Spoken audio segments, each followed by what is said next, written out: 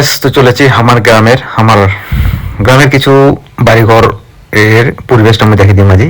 তো মোর সঙ্গে থাকেন, পাশে থাকেন, আর আমার ভিডিওগুলো দেখলেন ভালো লাগলে লাইক করবেন, অবশ্যই করবেন। তো এই হচ্ছে দিলীপ, আমার গ্রামের দিলীপ বাবু। তো তাকে নিয়ে আজকে একটা ভিডিও বানানি। তো তার সাথে আমার একটু কিছু কথাবার্তা কমো। তো ক্যামেরাটায় উল্টে বার বসে এনম করি। তো দেখুন তাও বাড়িঘর চাইতেছে। তো বাঁশের পাতা এমন পড়ছে যে হাওয়া বাতাসে এখন সব টলপল করে পড়ছে, এগুলো ঝাড়ি না গেছে। তো তার এটা হচ্ছে ঘর।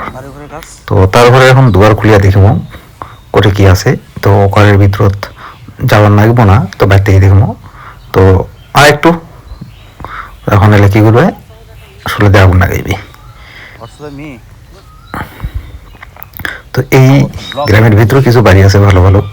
তো এই তার ঘর ঢুকছে এখন আমার। তো ঘর ঢুকার পর দেখছি ঠাকুর ঘর এক সাইডে আছে। তো তার বাড়িঘর টিন আর প্লাস্টিকের বেড়া দিয়ে তৈরি। তো দেখা পাচ্ছেন আমার গরিব মানুষের বাড়িঘর ভাই ভাঙাচুরা। ইঁদুর ঢুকে এদিকে আর ইঁদুর ওদিকে ঢুকে বেড়েছে, কুকুর ঢুকে বিড়াল বেড়ে যায়, কয় না? তো এই অনেক দিনের গ্রামের সামগান জেলা কয় উলের মতন একটা ঢেকি আছে, ঢেকি এটা হচ্ছে কুয়ার পার। তো কুয়ার পারের বেড়া দেখছেন চারদিকে ভাঙা। তো এই ঘরটা প্রায় অনেকদিন আগত এটা বানাতে হয়েছে এই ঘরটা। তো আমার থাকা শুরু হয়নি, যদিও গ্রামের মানুষ তো বুঝে পাচ্ছেন একটা ঘর খালি পিলার উঠে তুই 7 জরমে কতদিন যে থাকিবি। এটা সে অনেকদিনের পুরোনো বেল গাছ, এখন সেই বেল গাছটা এটি আছে।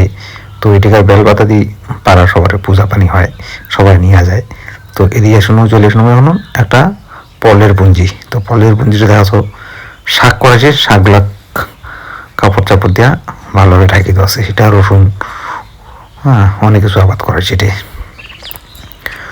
তো এই আমার হচ্ছে গ্রামের বাড়িঘর, টিনের ঘর, মাটি, সারের খালি মাটি। তো এই ঘরটা এখন যদিও থাকা শুরু হয়নি, তো প্রায় 6-7 বছর হল বানানো, কিন্তু উমরে পড়ি আছে। তো এই আমার গ্রামের মধ্যে জায়গাটা খুব সুন্দর আছে, গ্রামের পরিবেশ। তো পরিবেশ দেখার মতন।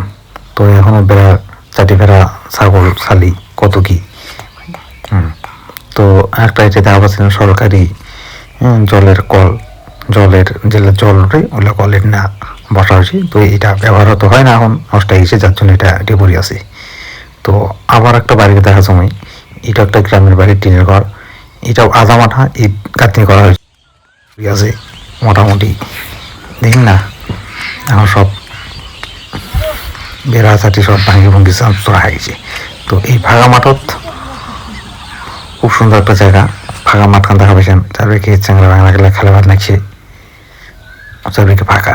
আমার এই গ্রামের ছবিগুলো যদি ভালো লাগে তো অবশ্যই সবাই দেখবেন, লাইক কমেন্ট করবেন, শেয়ার করবেন। আর শহরের পরিবেশ আলাদা আর গ্রামের পরিবেশ আলাদা। তো তার জন্য শহরের পরিবেশটা পরে দেখাম, এখন গ্রামেরটা দেখা যাবে। তো চলো নেক্সট ভিডিও দেখাবে, টাটা বাই বাই।